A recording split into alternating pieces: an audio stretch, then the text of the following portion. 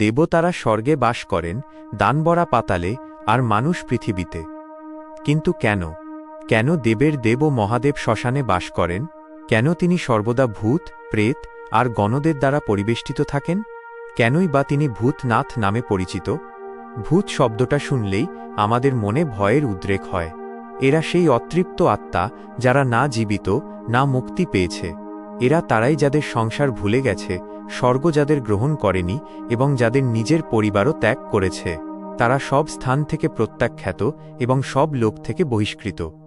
যখন সবাই এই ঘুরে বেড়ানো আত্মাগুলোর থেকে মুখ ফিরিয়ে নিল, তখন মহাদেব তাদের আপন করে নিলেন।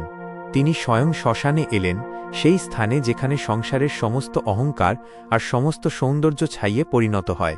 তিনি এই ভূত প্রেতদের মধ্যে অপবিত্রতা নয়, বরং পীড়া বা যন্ত্রণা দেখেছিলেন। তিনি তাদের অপূর্ণ স্বপ্ন, তাদের অসহায় ক্রোধ এবং তাদের অনন্ত প্রতীক্ষাকে অনুভব করেছিলেন। আর তিনি সেটাই করলেন যা অন্য কোনো দেবতা করার কথা ভাবতেও পারেননি।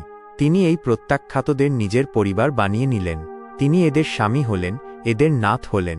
তিনি এদের নিজের সেনাবাহিনী এবং নিজের গণ হিসেবে সম্মান দিলেন। সংস্কৃতে ভূত শব্দের একটি অর্থ হল যা গত হয়েছে বা অতীত। মহাদেব ভূতনাথ কারণ তিনি অতীতের ও স্বামী।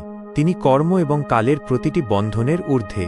আবার ভূত শব্দের অন্য অর্থ হল পঞ্চতত্ত্ব, ক্ষিতি, অপ, তেজ, মরুত, ব্যোম, পৃথিবী, জল, অগ্নি, বায়ু, আকাশ, যা দিয়ে এই সৃষ্টি গঠিত। ভূতনাথ হিসেবে তিনি এই পঞ্চতত্ত্বেরও অধিপতি। তাই ভূতনাথ উপাধিটি ভয়ের নয়, বরং তার পরম করুণা ও সার্বজনীনতার প্রতীক।